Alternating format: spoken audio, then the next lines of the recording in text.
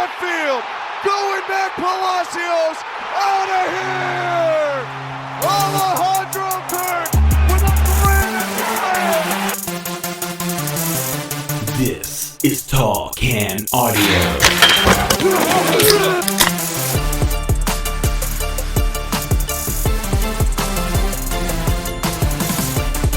What's going on, everybody? Matt Robinson with you in the TCA studio in beautiful Bytown, Canada. It is October, and we are talking Blue Jays baseball. Do you have any idea how much fun that is? You do. You're here. You're listening. You've clicked on it. You know this is awesome. It hasn't been that awesome the last couple of times. I mean, we've really only lasted about 48 hours, but we got it, and we've got it again. And this time, we won't play until we are guaranteed at least a best 3 of 5, which means this can go no less than 72 hours. So already you're ahead of the game. You are in round 2. You're going to get at least 3 games. What could possibly go wrong?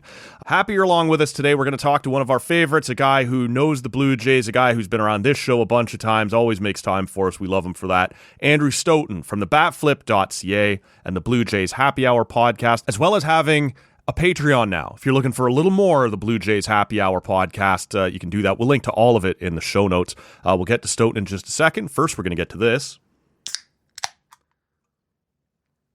You know, as we do, this is the Budbuster IPA from Perth Brewing Company. I had this one a few weeks ago, I think, on the podcast, but it seemed appropriate today because even though we are officially just coming up on hockey season, nobody in Toronto is talking about the Leafs. Everybody's talking about the Blue Jays. They have busted the Buds. It's a bit of a reach. We're going to allow it, though. We will be talking some hockey. Coming up, a rare Friday afternoon edition of the podcast. Brent Wallace will make his TCA debut. He's going to come in studio for a pint or two. We'll talk about his show coming in hot. We'll talk some Senators, some NHL, everything going on around that. And then things really pick up next week. Of course, we'll be in here more often doing Blue Jays update podcasts as the playoffs roll on. But you'll also get our Ottawa Senators and Toronto Maple Leafs season preview shows, as we've done for the last several years. Graham Nichols will be back in here, and he's done that for us for the last couple of years. We're looking forward to catching up with him to tee up the year ahead for the Ottawa Senators. And Jeff Viette as well has been doing this for us for quite a while. Really knowledgeable guy on the Leafs front, and we'll touch base with him as well. So lots coming up. But that's all next week. Right now, it's all about the Toronto Blue Jays. That's what everybody's talking about. That's what we're going to be talking about. No need to put it off any further. We'll bring him in. Andrew Stoeten from TheBatFlip.ca. How's it going, man? I'm doing great. Thanks for having me again. Well, I'm just glad you keep answering me. I think it's only been a month since I had you on last time, but now that we're here, we've actually made it. I'm glad the Jays are giving us reason to talk still. This is it. So that's the thing. We're not talking about them cleaning house, which everybody sort of thought would be the case when we first talked ahead of this season. That's right, man. And I'm sort of curious, you know, we should, as you did in your most recent piece at TheBatFlip.ca called They Did It, a fun read, man, that was, you know, touching on all 58 guys who put on the uniform this year. I'm not going to ask you about every single one of them right here, but it did sort of illustrate what a long, strange trip it's been, I suppose. Right. You know, I'd sort of forgotten about the Jacob Barnes, moments, that went through. I'm sort of curious as we sit here right now, and there are a couple names on that list I want to ask you about specifically, but it did sort of, September felt like a little bit of a speed wobble, right? And there were moments in August where it felt like maybe the bullpen was slipping a little bit and maybe Varland was struggling to fit in a little bit. And then in early September or mid-September, maybe it felt like they just weren't scoring anymore. You know, we went from having a 5.5 game lead down to, you know, having to win on the very last day. Thanks for nothing, White Sox and Orioles along the way. Yeah. But, you know, you've always been all year sort of and for longer than that, an even-keeled guy, zoom out, look at the big picture, look at where they are. It still, had they finished in a wild card spot, would have been a successful season. It still would have been a surprisingly good year. Was there a moment there as it was getting that tense where you thought like the division part of this might be slipping away? I mean, yeah, you can't help but think that. I would have put on a brave face and said what you said, you know, that it was still a successful year if they'd fallen into the wild card. I don't know if I would have felt that even if I might have been saying it, because that would have felt disastrous, especially because of their history with the wild card. Even though all of that stuff doesn't necessarily matter, Sure. It matters in our heads, and that's sort of that's pretty important to each of us. And I mean, we're still waiting for that first playoff win. I don't think we're going to be able to get away with saying skipping the wild card round counts as a playoff win.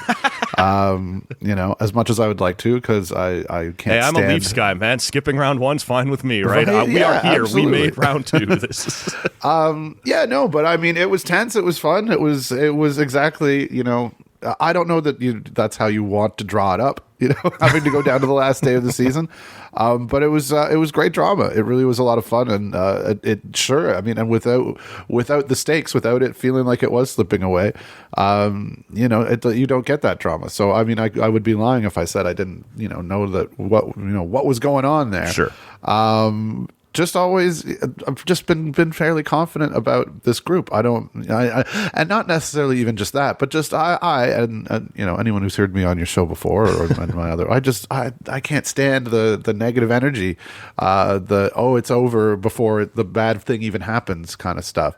Bad things. Those are my fellow Leaf guys, right? I mean, like, if the only satisfaction you'll get is winning the World Series, it's bad for everybody outside one fan base. Every single year. Like, what are you doing? That kind of stuff. Yeah, 29 teams all had a disastrous season. Yeah, and it just I try to enjoy the ride rather than dread what may be the inevitable end to it. And there's probably going to be an ugly end, if not for the Blue Jays, then certainly for a bunch of other teams, for every team that is not the one that wins the last game of the season. So it's maybe a dispassionate way to go about life as somebody who's in the sort of fan sphere of commenting on the team and reporting on the team or whatever it is that I do, because it certainly did come from a place of passion and still does, but it's just you watch it that closely for that long and have to have public thoughts about it. It's just to get to so wrapped up in the minutia and the twists and turns of the calendar. It's tough, and that also makes it that's maybe my defense mechanism, right? When they have a year last year, it's like, oh well, that's kind of how years work out, whereas Sure. other people are tearing their hair out. This was certainly a lot more fun. It was great the way that it went down right to the wire, and the way that the team played. And even though I'm sort of also in the dispassionate camp in terms of you have to zoom out and think about baseball just doesn't work in a way where you can will yourself to win a game. You're not going in harder in the corners and Sure. stuff like that. You're not. It's just a fundamentally different game. But it does say something about the team, I think, and put them in such a great position, and it really was a huge accomplishment, which is a thing that will very quickly kind of, I think, be forgotten, depending on how long this playoff run lasts. But yeah, that was something I tried to hammer home in the piece too, is that they're going to be hanging a banner next spring. Like that's wild. They don't get to do that very often, even if this is not anybody's goal to have just got here. To do that by winning the division, to have the fun season that they had out of nowhere with all these contributions from guys who it was unexpected of them, to have George Springer have the year that he had, and to have all the things that went sideways not be, killer to them, that's what I said in that piece. If you told a fan in February, the kind of season that Santander and Jimenez and Max Scherzer and Jeff Hoffman and go down the line of guys who didn't, do the thing they were supposed to do, you'd have thought this was a disaster, and rightly so. And it's wild that they got here. I don't know if that necessarily means they're the best positioned team to play out the next 4 weeks and come out on top. But getting here is such a huge part of that battle, and there's a lot about this team to like too. So it's going to be really fun, and it's fun to have this moment and to savor it too, where you're not just thrown into the wild card fire, and you can kind of sit back and appreciate that and take that deep breath, and we'll see what happens from here. Yeah, it's interesting. Like, if you do want to have the cliched, Johnny Tryhard talk and their grinders and, they're battle tested and this sort of thing, they were forced to win their last 4 games of the season, and they did it. So, like, if you were in that camp that was sort of slipping away, the real Blue Jays are showing themselves. No, when push came to shove, they did do the thing they needed to do right down to the very end. And, every team on that last weekend of the year can talk about, well, did that opponent do what was best for their lineup and, who was just finishing it out. There's no way to control that. You can only beat who's put in front of you. But the Jays, when push came to shove, did the job, right? The Yankees were pushing them and the Jays held them off. So that's really all you can do at the end of the day. Yeah, absolutely. I mean, I think it was well managed, and I think the grinders and stuff, that narrative, the way of thinking, players are only human. You sense and you hear them talk about stuff like that, in their own minds, and whether I think it's silly or not, sometimes, it's part of the self motivation that they have, and it's part of like the identity that they've forged and that they feel, and if that's helping them feel like they're going to be able to go down to the last at bat and still have a chance, that's probably positive. That's probably helping them. And I don't like to be too down on that idea, even if I'm like, I don't know how much you can be a grinder, and I'd rather have Aaron Judge on my team. Yeah, when you mentioned having this week to sort of prepare, but also to sort of look back on the year. I've sort of over the last couple of seasons been sort of questioning my own view on North American sports. And I know you, just from following you on Twitter, you're a soccer guy. You follow, at least a little bit, more than I do, certainly. Sure. But I know in Europe, it's a lot more, certainly you care about the playoffs at the end of the year. And you do care about the Champions League and these sorts of things. But there's a greater value put on their regular seasons than what we seem to do over here. And, I sort of tend to think what you do over 162 games is more indicative of the team you are than what's about to happen in a best 3 out of 5, or heaven forbid, if you're the Yankees or the Red Sox, best 2 out of 3. Things just happen really fast. And I understand that's our culture, and there is certainly value to it. This is fun too. This is going to be great to watch. But are we sort of missing the boat a little bit? Like in hockey, the President's Trophy is like a curse. Don't win it. You never win the cup if you win the President's Trophy. All this kind of nonsense that we just throw the regular season away. It's a thing to be ignored as soon as the playoffs start. Is that the wrong view of sports over here? I tend to think so. Yeah. I like, obviously, like you say, this is really fun. It is really, it is meaningful. Obviously, you want to win the World Series. That's the thing that people will talk about. That's okay. That's what that is, I think. But also, especially, coming from the side of observing the industry that I do, you think about what the front offices are thinking about and the people who are in charge of putting the teams together. And, Mark Shapiro will come out and say, like, there is an element of randomness in these playoffs that, sort of laying the groundwork for, if it doesn't go as well as you had hoped, that's not like some personal failing of your team. It's just sometimes the ball bounces the wrong way. And it's a sport, and that can be true in every sport. Sure. Not every champion has always been the best, most talented team, no matter how much, even in a sport like soccer where, the entire regular season, or whatever they would call it, is definitely held with more reverence.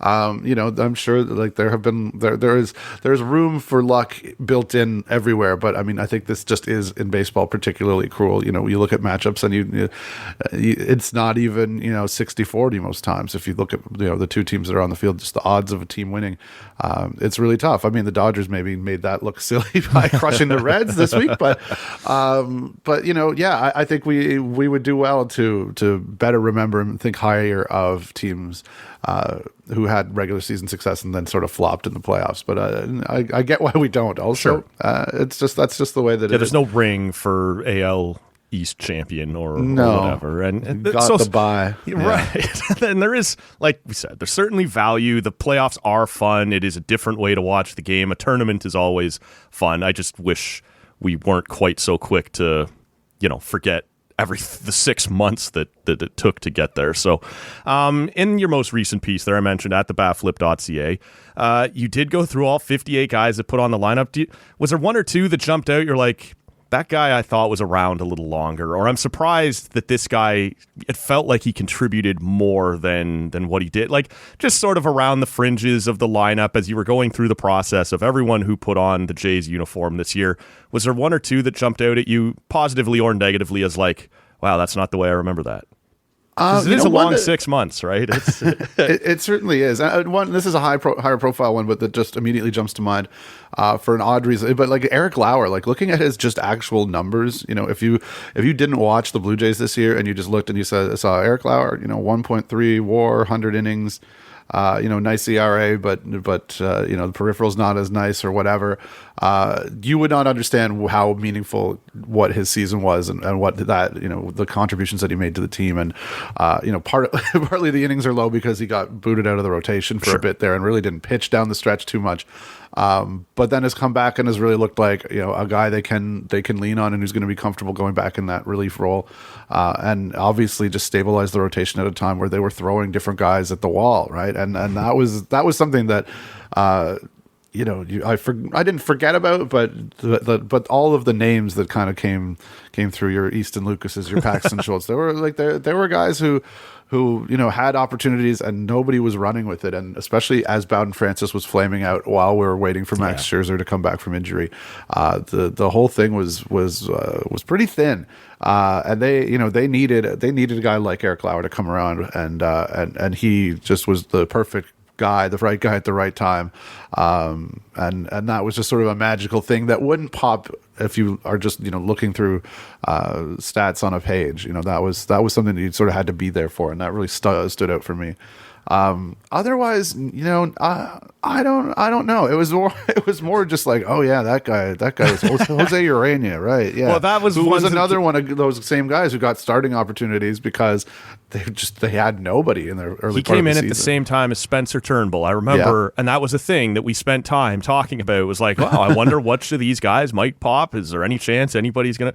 And then within, it's just forgotten names, and nothing became a thing. The one that jumped out to me, the Easton Lucas thing, in my mind, lasted longer than what it did in reality, right? Like it felt like it had built for a while, and this guy might be becoming a thing. Like maybe we have something here. And I think in your piece you point out it was really only like 2 really good starts, and then it immediately started to fall apart. Just had his head handed to it. It was like 8 runs in his third start, right. but like no runs through 2, and like a 5 strikeout inning or outing in at Fenway Park. He was shut out, and like he. And I think part of what was going on there too is that Bowden Francis had obviously flamed out. That was a rough story. There's another name to add to the list of the fan in February. Like what? Imagine this happens. Yeah, coming off you think the team's the end of 2024. Yeah, yeah, he was so good. And then sort of maybe you start thinking, or at least I start thinking, okay, well maybe they got some sauce for this. Maybe they've got a handle on. Putting some things together and getting unexpected results out of these guys, probably not. They probably don't have some magic that anybody else doesn't. But yeah, you started feeling that, and then Paxton Schultz did a similar thing too, where he came in and really looked bright at first, and then the book got out on him, or whatever it was, that bit of magic at the start of somebody's career kind of wore off, and that wasn't it either. But with Eric Lauer, that was obviously a different story. Super important. But yeah, handing starts to Jose Urania. I think Spencer Turnbull got a start. Yeah, like he had to ramp up because nobody signed him.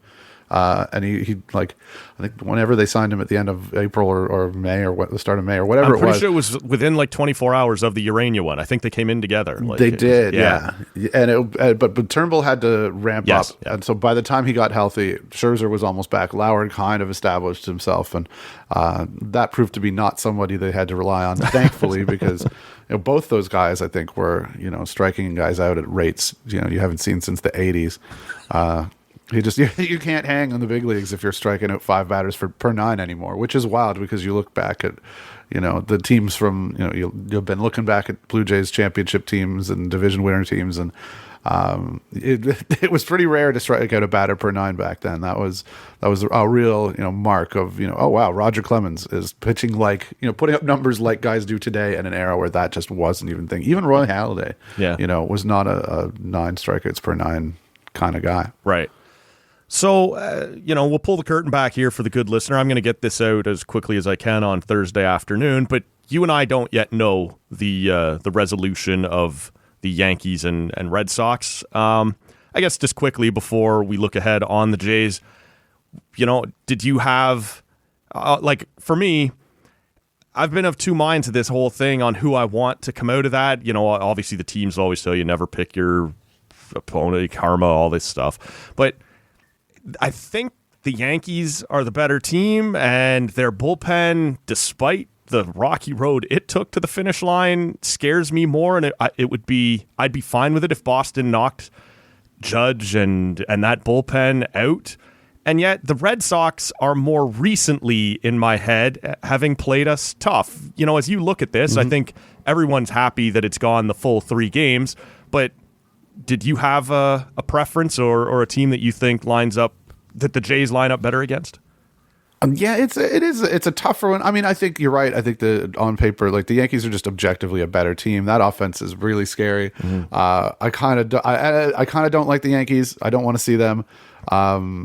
There's a couple of things. I'm not sure about that bullpen. I think that's a little leaky. I think, and also their fielding has been an issue. Yes, all year and when we play them. If any team has gotten to see that, it's been us. I think so. Yeah.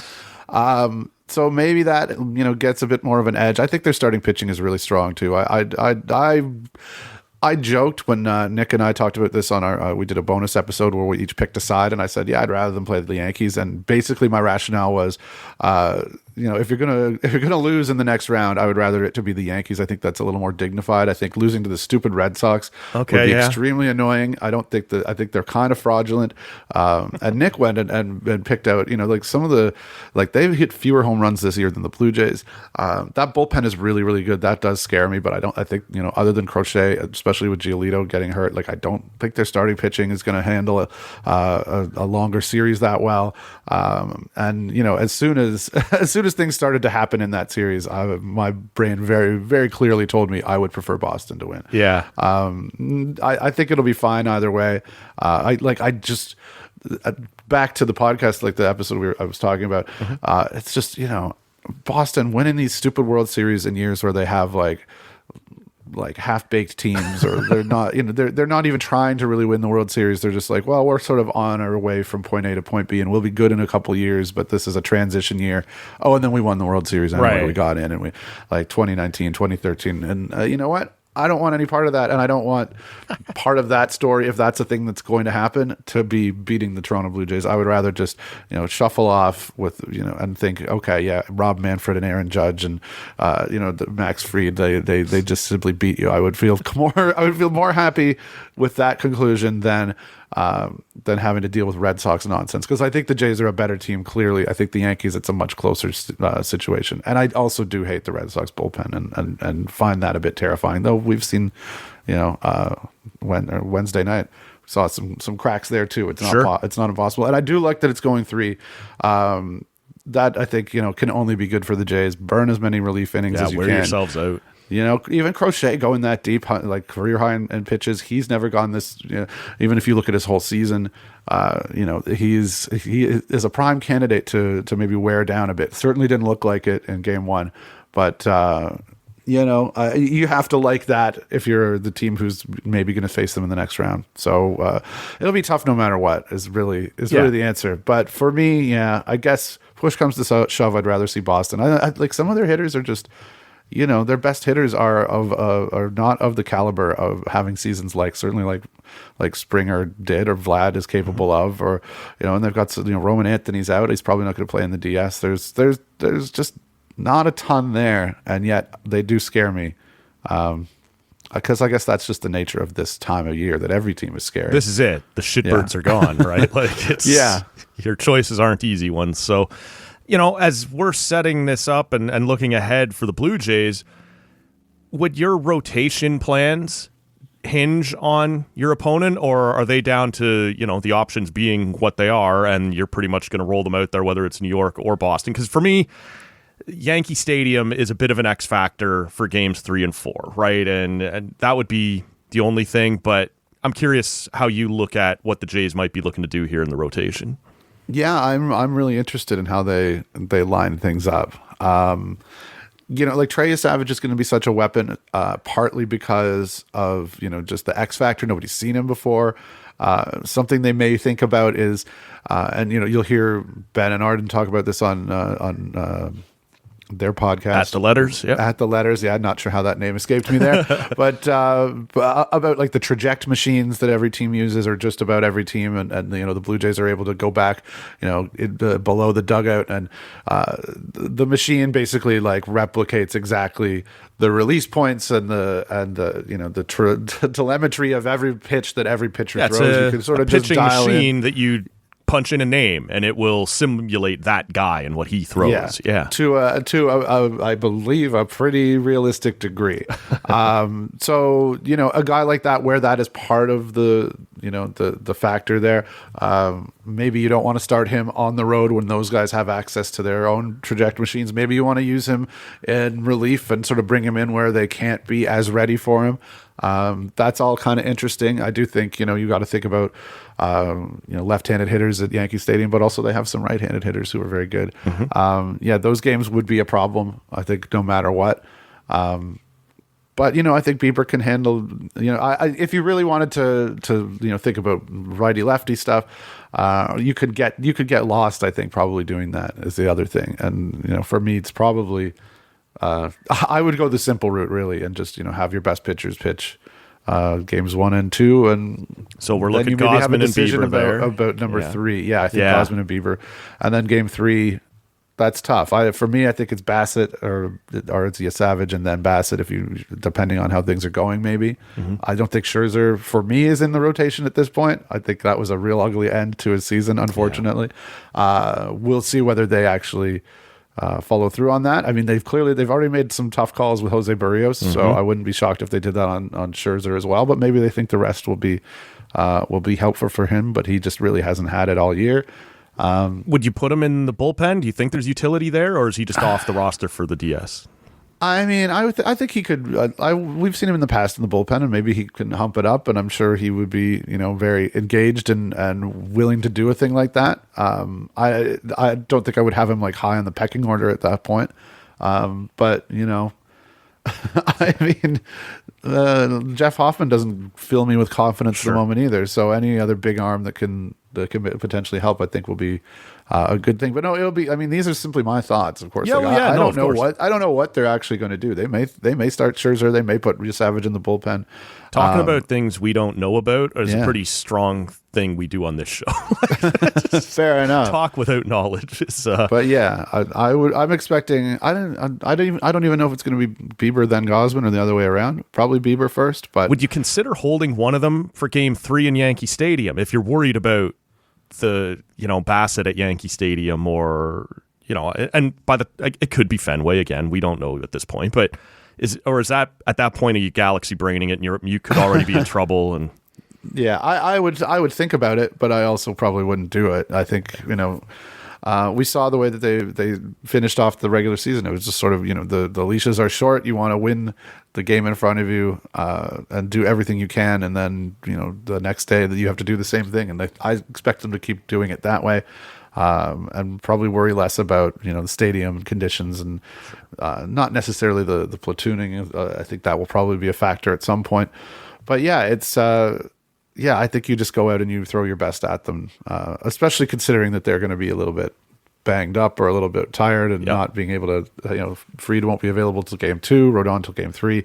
That will, same with, I think, Crochet, you're looking at Game 2. Yeah. So that gives you I think all the incentive to really come out and punch them in the face and make it so you can close this out, not easily, of course, but get those wins in those games before they kind of reset and regroup and are able to better throw, their best players at you. Yeah, kind of get the jump on them a little bit. Yeah.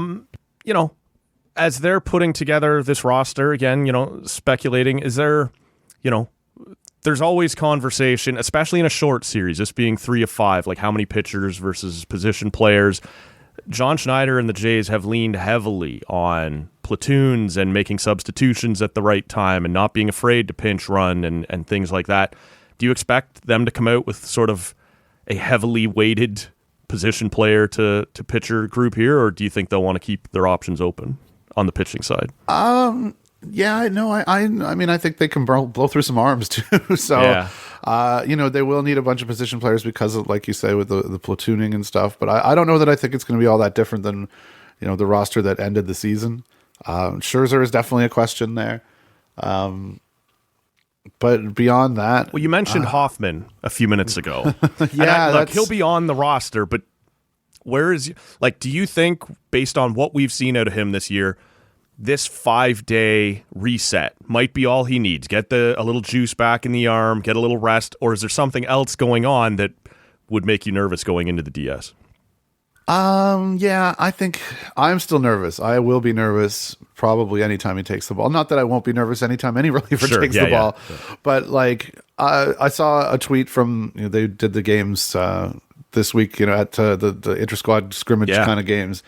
Somebody said he maxed out at 95.6, which is not what you want, because I think he was 97 for the first 3 or 4 months of the season, and it's been 95 since, which is still that's still throwing hard, but it's just that makes such a huge difference. And as much as some of the consternation about him all year, I think, was a little overblown, as it tends to be with closers, and I think people kind of don't always appreciate how difficult it is to pull a guy from that role, and how important people think it is to have a guy's back, and to continue to let him try to grind through something and work it out. But you do look back on the year as a whole, and especially at the end of the year, it's tough. It was not a good year. He didn't really feel like he finished in a great spot. A lot of the winning out they did without him, and I think they probably have better options, even if they're not experienced closers, and that's going to be a consideration. The whether he gets a lot of usage in the playoffs or not, I'm not so sure. And the first couple outings, we just don't know. They'll, I guess, be telling, and maybe he can build some momentum that way. Yep. But you hate to think of going to a guy who you don't have confidence in, and then the bad thing happening, and just kicking yourself because, of course, you should have known not to give him the ball. He's been showing me that for a while. Why did I do that? Right? And it's just because there's a commitment there too, right? This isn't we can upset him because, if you offend Max Scherzer's probably gone at the end of the year anyway, right? Yeah. So it's not a big deal. This guy you've got 2 years left with, and you'd like to keep that relationship in a good place, but it's also all about winning right now, and it's going to be difficult to prioritize, I think, here. I think so. So, another little mini drama to be mindful of, not necessarily an entertaining or great one per se, but and that's what it's all about. I mean, that is going to be a real challenge, I think, for John Schneider to manage, and it's he's got to strap on his big boy pants. It's there are going to be some really tough decisions coming up. Yeah, they'll be drawing straws on who has to tell some of these guys they're not going to be in the plans here for a little bit. I'm curious. As we look at the lineup, and again, this is going to be dependent on the pitcher that day and the team you're facing, and perhaps the ballpark as well. But who has set themselves up well, in your opinion? Who's probably going to bounce back? To me, there's probably nobody who can benefit more from this bye than Kirk, just with the amount of games he played this year, just the natural beating that any catcher takes for 6 months. It might have been in one of your pieces at TheBatFlip.ca where you were talking about I can't swear to it, but that his bat speed had been slowing down a little bit through September. A break for a guy like that, I think can be nothing but positive. You're going to need him to be big, but who else, are you expecting? Obviously Vlad's going to have to be big. Springer's going to have to carry on, but of the guys that are likely to see serious playing time, is there a name that jumps out at you that says, that guy is going to be a bit of a pivot point for the Jays? If he's going, they're good. If not, they're in trouble. Yeah, I mean, I think it's Vladdy, right? Yeah. I mean, Springer, as weird as it is to say at this point, considering what we saw the previous 4 years or whatever, you feel really good about him and where he's at and his ability to, take this time off and be fine. Vlad just finished so poorly. Yeah. It was a really rough end of the season. You look up and you see 23 home runs for him, and even though all the other things were really good, it's like, man, for the guy who hits the ball that hard, you should be able to hit more over the wall and into the seats, right? And I mean, that's a separate problem than his slow finish. But there was the hamstring issue. He does play a ton of games. He plays through everything. There's probably stuff we don't know that's going on that was potentially affecting him. But he really. needs to be better than that. That's not. I hate I hate saying stuff like that. It's like a question you can't really ask in baseball. It's because there's just so much luck involved. There's so much, a matter of a fraction of an inch. I heard he hit two out the wall in the display game, whatever you were calling it there, the bye week game. Yeah, the scrimmage, whatever it is. But which is good. Those are good signs. I think they were off real pitchers as well. And, I think that ideally some rest will do well for him and he'll come out ready to go. That's always going to be a question, especially with, the no playoff wins thing hanging over them. Yeah. How he responds. And we've certainly never seen his best in the playoffs. And that's not an easy thing to change. And it's, some people maybe don't appreciate the pressure as much as others. I'm not saying that's true of Vlad necessarily, but so far it's felt sometimes like the moment has gotten to him, and we would just love to see that narrative change and hope that this little bit of rest will have put him in the best position possible for him to do that. It's funny that we haven't even either of us brought up Bo, and look, if he's not running yet, it seems unlikely anyway that he'd play on Saturday. But I've read a lot, maybe I shouldn't have, but I read a lot into Vlad's quote the other day where he said, we'll miss him. Hopefully we win this round, and then so that he can join us in the next one. Like, did you take that as cut and dried as I did, that he maybe let something slip that management wasn't ready to let slip when they were sort of saying, we're optimistic, we'll see? They were being more vague.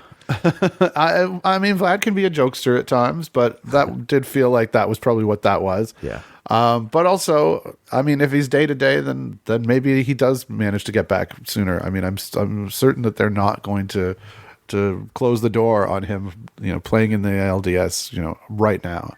It goes to 5 games. He feels better pretty quickly.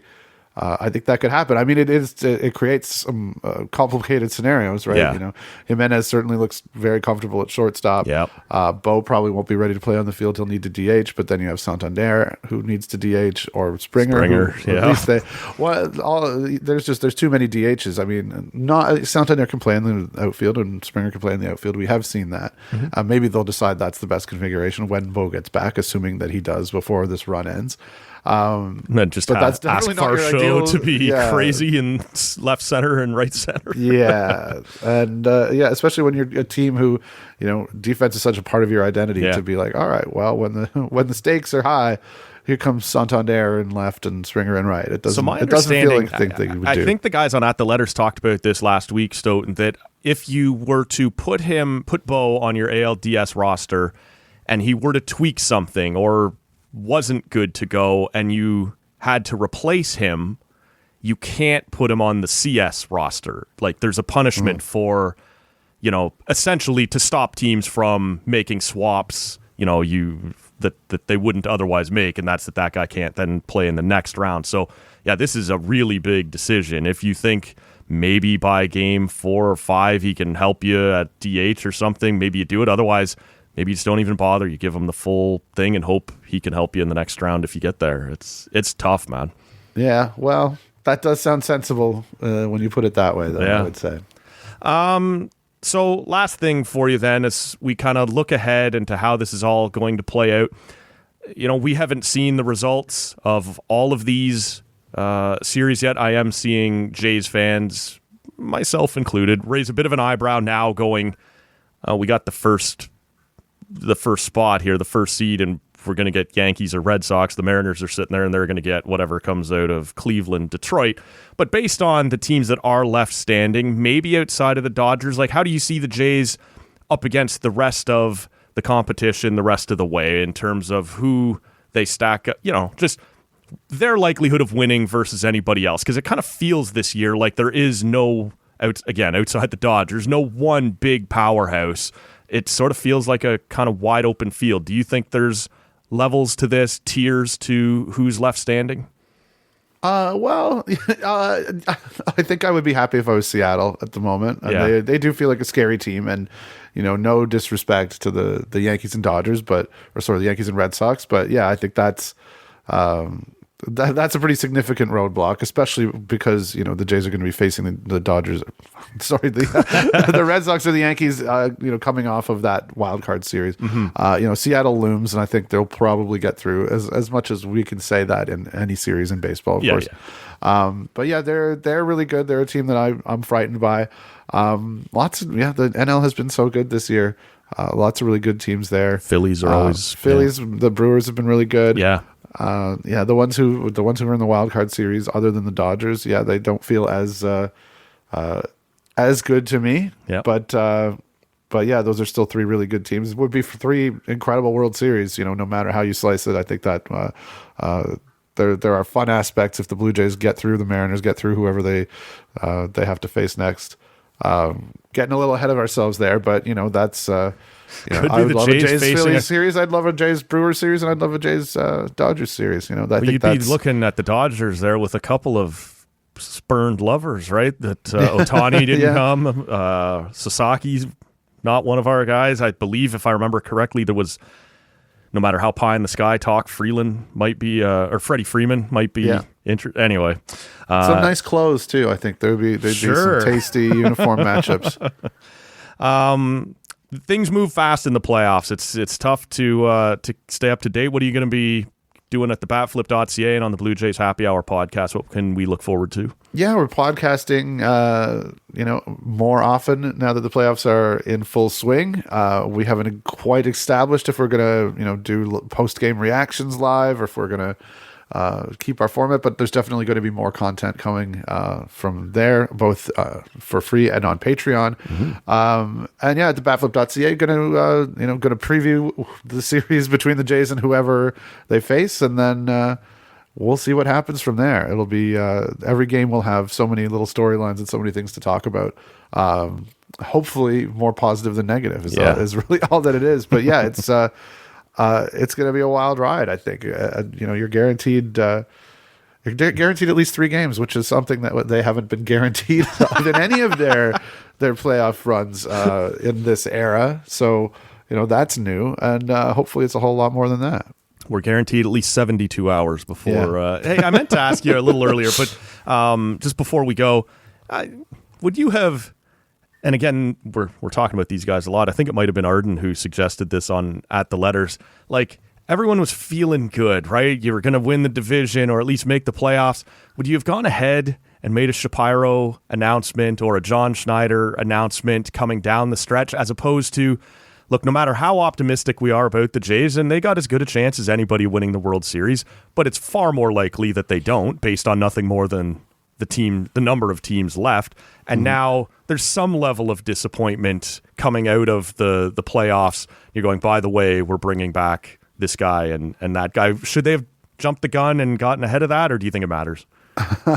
I don't think it'll matter too much. I mean, they have handled worse than having to go and say, Ross Atkins is coming back after a year like this, even if some dumb decision from on high comes down and screws up everything, and John Schneider has to wear the same thing. Sure. We've seen that one happen. Yes, and guys come back. So to have that plus, the AL East title and all of that, and John Schneider's going to get Manager of the Year votes this year, whether he wins it or not. We'll see. Yeah, but, for sure. Yeah, votes at least, absolutely. Yes, yeah. But I don't think that's such a thing they have to get out in front of. But also, you're getting to the point where it's like, I would like to see that. I'd like to.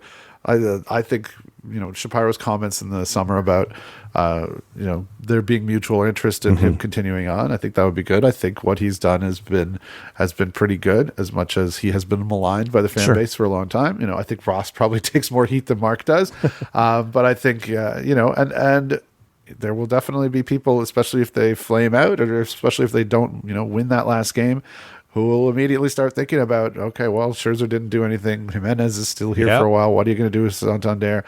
Did this guy really do such a great job? There were just kind of fluky things. I mean, I think that's silly. A lot of the systems and all of the background stuff, absolutely has helped those guys, your Miles Straws, your Ernie Clements, and guys be better and be, this team. His fingerprints are all over this team, not just in the big transactions. But I'm sure there will be a strain of people who will be thinking about that when that happens. So maybe you want to get out ahead of it. but also, like I said, they've handled some bad PR. They've handled some moments where fans, have lit up the torches and brought out the pitchforks. It'll be hard to see that scenario happening in any sort of similar manner following whatever happens in these next few weeks. Yeah, even if they could pull Jose Barrios in the third inning or whatever. I'm long past my days of criticizing Shapiro and Atkins for not being AA. I look at this far more reasonably than I used to. But it's like Ross couldn't help himself one last time before the season ends. It'll be, yes, Trey Savage will be part of us preventing runs. You're like, just say he's going to pitch, man. Just say he's going to pitch. Like, why do you have to be so weird about this? It is very odd. It is very, very odd.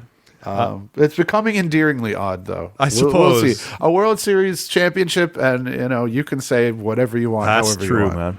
For as long as you want. Like, I'll never jump off the bandwagon at that point. Stoeten, always appreciate the time, and we will link to the podcast, to the Substack, and to the Patreon and our show notes here at tallcanaudio.com. Highly recommend you get on board as the playoffs are firing up. It's always fun. It's always insightful, man. Thank you for the time today. Yeah, anytime, man. Thanks so much. Hopefully we'll talk about a World Series win soon enough. Let's do that. Yeah. All right, there goes our buddy Stoeten. Always fun to talk to him. Like I said, knows the Jays like few others. Always enjoy his insights. We will link to TheBatFlip.ca and the Blue Jays Happy Hour podcast in the show notes, wherever you're hearing me right now, either at tallcanaudio.com or on your favorite podcast app. And don't forget, on Friday afternoon, Brent Wallace makes his TCA debut. It's going to be a lot of fun to get Wally in here. And then next week, Rob's back in studio. We'll do our Ottawa Senators preview with Graham Nichols, our Toronto Maple Leafs preview with Jeff Vayette. Lots of great stuff coming up. And like I said, we'll be, no doubt, back in here a little more often with the Toronto Blue Jays in the playoffs. So all kinds of great stuff still to come. Stick around. Get subscribed. You guys know the deal. My name is Matt Robinson. Thank you for listening. We'll see you Friday afternoon. The hell is that? Number one bullshit. Oh, number one bullshit. Why are you so pissy?